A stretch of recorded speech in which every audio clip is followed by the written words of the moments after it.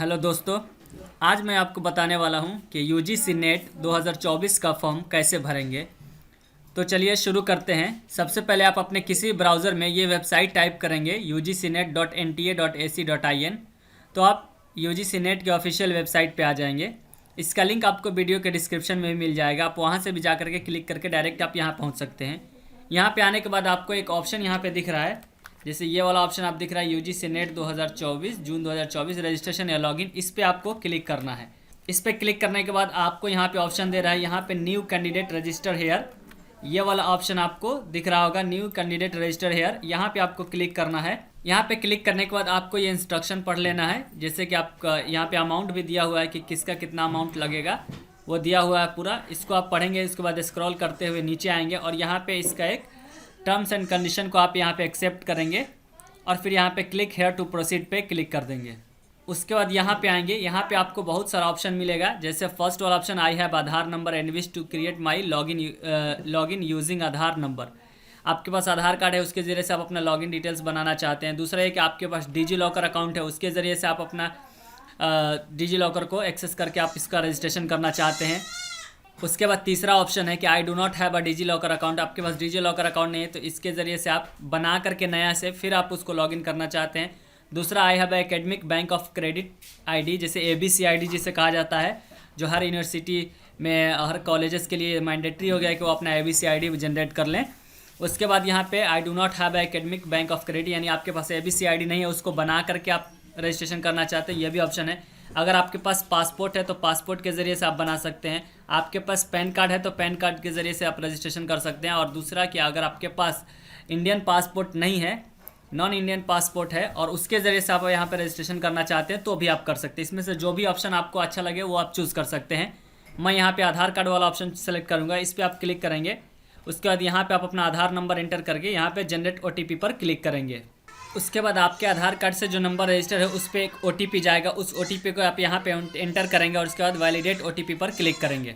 उसके बाद आप इस वाले पेज पे आ जाएंगे। यहाँ पे आपका आधार कार्ड का लास्ट का 4 डिजिट यहाँ पे शो करेगा, आपका नाम, आपका डेट ऑफ बर्थ, ये सब शो करेगा। उसके बाद आपका नाम पहले ही से यहाँ पे एंटर रहेगा। यहाँ पे आने के बाद आप अपने यहाँ पे फादर नेम यहाँ पे एंटर करेंगे दूसरे बॉक्स में। उसके बाद यहाँ पे आने के बाद अपना मदर नेम एंटर करेंगे। फिर उसके बाद अपना डेट ऑफ बर्थ यहाँ से चेक कर लेंगे, जो डेट ऑफ बर्थ सही है वो यहाँ पे आप एंटर करेंगे। फिर स्क्रॉल करके नीचे की तरफ आएंगे, यहाँ पे अपना ईमेल एंटर करेंगे। फिर उसके बाद उसी ईमेल को दोबारा से आप यहाँ पे एंटर करेंगे। आप अपना जेंडर यहाँ से सिलेक्ट कर लेंगे, जो जेंडर है आप सिलेक्ट करेंगे। मोबाइल नंबर आप यहाँ पे एंटर करेंगे। फिर उसी मोबाइल नंबर को दोबारा से आप यहाँ पे एंटर करेंगे। और अगर कोई और दूसरा नंबर देना चाहते तो दे सकते हैं, वरना यह कोई बात नहीं है, मैंडेटरी नहीं है। उसके बाद यहाँ पे आप नेशनलिटी सेलेक्ट करेंगे, इंडियन, ठीक है। उसके बाद आइडेंटिटी टाइप पे आएंगे। यहाँ पे कुछ भी दे सकते हैं, जैसे pan card, passport, ration card, class 12 का एडमिट कार्ड दे सकते हैं जो बोर्ड ने इशू किया है। फिर बैंक पासबुक देख सकते हैं जिसमें फ़ोटो रहता है, या कोई और गवर्नमेंट आईडी दे सकते हैं, ठीक है, यहाँ पे। उसके बाद यहाँ पे आपको जो देना है वो सिलेक्ट कर लेंगे। मैं यहाँ पे any other valid government ID, यहाँ पे ये भी ध्यान देंगे एक्सेप्ट आधार नंबर। आधार कार्ड के अलावा यहाँ पे कोई और डॉक्यूमेंट्स देना चाहते हैं तो दे सकते हैं। फिलहाल मैं यहाँ पे पैन कार्ड सेलेक्ट करता हूँ। और उसके बाद यहाँ पे पैन कार्ड का नंबर आप यहाँ पे एंटर करेंगे और फिर स्क्रॉल करके नीचे की तरफ आएंगे। यहाँ पे आपको प्रेजेंट एड्रेस यहाँ पे एंटर करना है, लोकेलिटी डालना है। फिर उसके बाद यहाँ पे अपना कंट्री सेलेक्ट करेंगे, इंडिया। फिर उसके बाद यहाँ पे आप अपना स्टेट सेलेक्ट करेंगे, जो स्टेट आप है आप उसको एंटर करेंगे। फिर उसके बाद यहाँ पे आप डिस्ट्रिक्ट सेलेक्ट करेंगे। उसके बाद यहाँ पे आप पिन कोड एंटर करेंगे। फिर अगर आपका ये प्रेजेंट एड्रेस और परमानेंट एड्रेस दोनों सेम है तो यहाँ पे आप same as a permanent address पे क्लिक कर लेंगे। और अगर अलग है तो आप इसको दोबारा से फिर यहाँ पे आपका जो परमानेंट एड्रेस है वो यहाँ पे आप एंटर करेंगे। उसके बाद फिर स्क्रॉल करके नीचे आएंगे।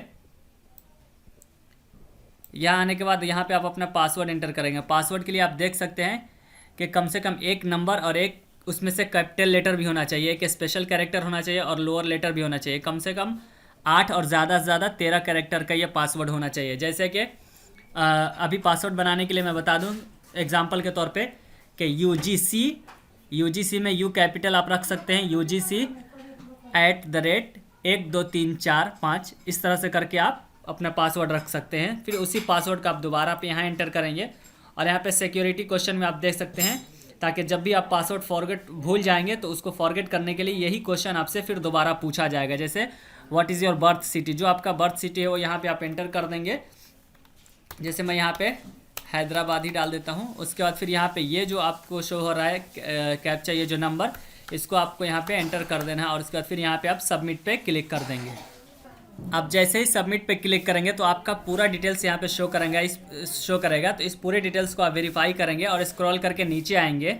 उसके बाद ये आप यहाँ पे जो टिक मार्क लगाएंगे यहाँ पे सब पे कि आपका कैंडिडेट नेम ये सब चीज़ सही है, तो इस पर टिक मार्क करेंगे सब पे। और उसके बाद फिर यहाँ पे आई अग्री पे क्लिक करेंगे और यहाँ पे सबमिट एंड सेंड OTP पर क्लिक करेंगे या फिर यहाँ पे यस पे क्लिक करेंगे। जैसे आप सबमिट पे क्लिक करेंगे, पूरा वेरीफाई करने के बाद आपके ईमेल पर एक OTP जाएगा। उस OTP को आप यहाँ पे एंटर करेंगे और ये जो कैप्चा लिखा हुआ है इसको आप यहाँ पे एंटर करेंगे। फिर यहाँ पे वेरीफाई पे क्लिक कर देंगे। अगर OTP नहीं जाता है तो यहाँ पे रीसेंड OTP पर क्लिक करेंगे और फिर यहाँ पे उस OTP को, जो OTP जाता है उसको आप यहाँ पे एंटर करेंगे और एंटर करके फिर यहाँ पे वेरीफाई पे क्लिक कर देंगे। अब यहाँ पे दिखा रहा है कि आपका एप्लीकेशन सक्सेसफुली वेरीफाई हो जाने के बाद आपके ईमेल एड्रेस पे भेज दिया गया है। फिर आप यहाँ पे ओके पे क्लिक करेंगे। उसके बाद आप अपना यहाँ पे एप्लीकेशन नंबर एंटर करेंगे, फिर यहाँ पे अपना पासवर्ड डालेंगे, फिर ये जो कैप्चा है यहाँ पे एंटर करेंगे और लॉगिन पे क्लिक कर देंगे। उसके बाद यहाँ पे आपको आना है और यहाँ पे कंप्लीट एप्लीकेशन फॉर्म पे क्लिक करेंगे। यहाँ पे आपने जो भी पहले से डिटेल्स, रजिस्ट्रेशन डिटेल्स भरा है वो यहाँ पे शो करेगा। आप नीचे स्क्रॉल करके आएंगे और उसके बाद यहाँ पे आप अग्री पे क्लिक करेंगे और ये जो कैप्चा है यहाँ पे आप क्लिक करेंगे। ये कैप्चा आप यहाँ पे फिल करेंगे और उसके बाद यहाँ पे सेव एंड नेक्स्ट पे क्लिक कर देंगे। ओके पे क्लिक करेंगे। उसके बाद आप अपना जो पर्सनल डिटेल्स आपने यहाँ पे एंटर किया था वो यहाँ पे भरेंगे, लेकिन इसमें से कुछ डिटेल्स आपको अभी फिल करनी है। जैसे यहाँ पे कैटेगरी आप सेलेक्ट करेंगे, यहाँ पे जनरल से हैं कि EWS से हैं या OBC से हैं, तो यहाँ पे मैंने OBC सेलेक्ट करना, ये करेंगे। उसके बाद यहाँ पे are you willing to apply for NF-OBC के लिए आप अप्लाई करना चाहते हैं तो यहाँ पे यस या नो करेंगे। हम यहाँ पे यस कर रहे हैं। उसके बाद फिर आप स्क्रॉल करके नीचे की तरफ आएंगे और यहाँ पे अपना स्टेट ऑफ डोमिसाइल सेलेक्ट करेंगे। जहाँ जिस स्टेट के यहाँ हैं वहाँ पे यहाँ पे आप सेलेक्ट करेंगे। फिर नीचे यहाँ पे अगर आप PWD यानी पर्सन विद डिसेबिलिटी, अगर आपके अंदर कोई डिसेबिलिटी है तो आप यहाँ पे यस अपने हिसाब से सेलेक्ट करेंगे और अगर डिसेबिलिटी नहीं है तो यहाँ पे नो पे क्लिक करेंगे। फिर अगर आप डायबिटिक के भी मरीज़ हैं तो पेशेंट हैं तो आप यहाँ पे यस पे क्लिक करेंगे, अदरवाइज़ यहाँ पे आप नो पे क्लिक करेंगे। फिर उसके बाद आप गार्जियन या पेरेंट्स का जो एनुअल इनकम है उसको आप यहाँ पे रखेंगे, जितना होगा वो अपने हिसाब से आप यहाँ पे रखेंगे। उसके बाद फिर ये कैप्चा है, जो यहाँ पे कैप्चा दिख रहा है वो यहाँ पे आप फिल करेंगे और फिर उसके बाद यहाँ पे आई अग्री पे क्लिक करके यहाँ पे सेव एंड नेक्स्ट पे क्लिक कर देंगे। फिर यहाँ पे ओके पे क्लिक करेंगे। उसके बाद यहाँ पे आप पूछ रहा है I want to apply UGC NET 2024 on the basis of यहाँ पे 4 ईयर अंडर ग्रेजुएट प्रोग्राम। अभी जो क्या है कि 4 इयर्स वाला जो ITP कोर्स चल रहा है, जैसे कि एक ही साथ BA और MA दोनों एक साथ हो रहा है। तो अगर आप लास्ट ईयर वाले में हैं, अगर 4 इयर्स के आप कोर्स कर रहे हैं BA वाला और उसमें अगर आप लास्ट ईयर में हैं तो आप इसको अप्लाई कर सकते हैं। इसमें रह करके आप PhD के लिए डायरेक्ट अप्लाई कर सकते हैं। लेकिन अगर आप मास्टर डिग्री कंप्लीट किए हैं तो आप इसको नीचे वाला ऑप्शन सेलेक्ट करना है और उसके बाद फिर उसके आपके डिटेल्स आपको यहाँ भरना है, जैसे पास स्टेटस। इसके बाद यहाँ पे अपना पास है या अपीयरिंग है, यानी अपीयरिंग वाले भी भर सकते हैं और पास वाले भी भर सकते हैं। तो यहाँ पे पास पे हमने क्लिक कर दिया है। फिर उसके बाद ईयर ऑफ पासिंग, आप किस साल में पास किए, तो जिस साल में पास किए आप यहाँ पे एंटर करेंगे। उसके बाद स्ट्रीम आपका कौन सा था, जैसे मास्टर ऑफ आर्ट्स है या क्या है, तो आप यहाँ पे अपने हिसाब से सेलेक्ट करेंगे। जैसे कि अगर आपको master of computer application MCA है तो वो यहाँ पे आप सेलेक्ट करेंगे। एमएड है मास्टर ऑफ एजुकेशन तो वो सेलेक्ट करेंगे। यहाँ पे जिनका मैं अप्लाई कर रहा हूँ उनका मास्टर ऑफ आर्ट्स है तो मैं इसको इस पर क्लिक करता हूँ। फिर उसके बाद subject name is in post graduation exam, post graduation में आपका कौन सा सब्जेक्ट था उसको आप यहाँ पे सेलेक्ट करेंगे। जैसे यहाँ पे आप देख सकते हैं कौन सी बहुत सारे सब्जेक्ट है, जैसे चाइनीज़ हो गया, कॉमर्स हो गया, कंपेरेटिव लिटरेचर, जो भी आप यहाँ पे सेलेक्ट करेंगे। लेकिन मैं जिनका अप्लाई कर रहा हूँ उनका उर्दू है तो यहाँ पे मैं उर्दू सेलेक्ट करता हूँ। फिर उसके बाद नीचे आने के बाद यहाँ पे क्वालिफाइंग एग्जामिनेशन फ्रॉम, कहाँ से आप एग्ज़ाम क्वालिफाई किए हैं, इंडिया से या इंडिया के बाहर, तो यहाँ पे इंडिया में सेलेक्ट करता हूँ। फिर उसके बाद qualifying examination status, state, qualifying examination state, किस स्टेट से आप एग्ज़ाम पास किए हैं उसको आप यहाँ पे लिखना है। जैसे आप जहाँ से भी MA किए हैं, बिहार, गुजरात, झारखंड, बंगाल, जहाँ से भी आप MA किए हैं उसको आप सिलेक्ट करेंगे। फिलहाल मैं जिनका अप्लाई कर रहा हूँ वो तेलंगाना से हैं तो उनका मैं यहाँ पे अप्लाई कर दिया। फिर यूनिवर्सिटी नेम आप यहाँ पे सर्च करेंगे, जिस यूनिवर्सिटी से हैं तो आप सिलेक्ट कर सकते हैं। यहाँ पे मौलाना आज़ाद मैंने सेलेक्ट कर लिया। फिर रिज़ल्ट मोड में यहाँ पे परसेंटेज में है या CGPA में है, तो CGPA में है तो इसको यहाँ पे सेलेक्ट करते हैं। उसके बाद मैक्स ग्रेड पॉइंट कितना है, तो 10 है। फिर इनको मिला कितना है, तो वो यहाँ पे आप रखेंगे। तो आपका यहाँ पे CGPA परसेंटेज यहाँ पे डालने कितना है, आप यहाँ पे परसेंटेज में डाल सकते हैं CGPA को। तो ये जब भी परसेंटेज में डालना हो तो क्या करते हैं हम, CGPA जितना आपको मिला है तो उसको हम 10 से मल्टीप्लाई करते हैं, तो 8.7 का 87% हो जाता है। ठीक है। उसके बाद यहाँ पे ये कैप्चा जो है इस पे फिल करेंगे, इस कैप्चा को यहाँ पे, और फिर यहाँ पे आई एग्री पे क्लिक करके सेव एंड नेक्स्ट पे क्लिक कर देंगे। उसके बाद आपको यहाँ पे डिटेल्स भरना है। अगर आप PhD में एडमिशन ले चुके हैं तो आप यहाँ पे यस करेंगे, और अगर आपने एडमिशन नहीं लिया है तो आप यहाँ पे नो पे क्लिक करेंगे। तो मैं अपने हिसाब से यहाँ पे अप्लाई कर रहा हूँ। अब उसके बाद आपने PhD की डिग्री कंप्लीट कर ली है या अभी PhD की डिग्री कर रहे हैं, तो जो अगर आपने PhD की डिग्री कंप्लीट कर ली है, आपको सर्टिफिकेट मिल गया, तो यहाँ पे अवार्डेड पे क्लिक करेंगे। और अगर आप पढ़ रहे हैं तो परसुइंग पे क्लिक करेंगे। किस यूनिवर्सिटी से पढ़ रहे हैं उसका नाम आपको यहाँ पे एंटर करना है, जैसे मैं यहाँ पे एंटर कर देता हूँ। उसके बाद आपको यहाँ पे ईयर ऑफ एडमिशन, कौन से ईयर में आपने एडमिशन लिया है उसको आप यहाँ पे एंटर करेंगे। फिर उसके बाद ये जो आप देख सकते हैं इसमें आपको नो करना है, ये वाला जो लास्ट वाला इसमें आप नो कर देंगे। उसके बाद यहाँ पे स्पेशलाइजेशन अगर कुछ है रिसर्च में तो यहाँ पे आप अपने हिसाब से उसको एंटर करेंगे। और अगर कोई आप रिसर्च एक्सपीरियंस PG की डिग्री में यानी PG करते हैं, पोस्ट ग्रेजुएशन करते वक्त आपने कोई रिसर्च किया है तो उसको आप यहाँ पे यस या नो अपने हिसाब से रखेंगे। फिर उसके बाद अगर किसी सर्विसमैन में है तो आप उसको यस या नो करेंगे आप अपने हिसाब से। फिर उसके बाद इस कैप्चा को आप यहाँ पे फिल करेंगे, और फिर उसके बाद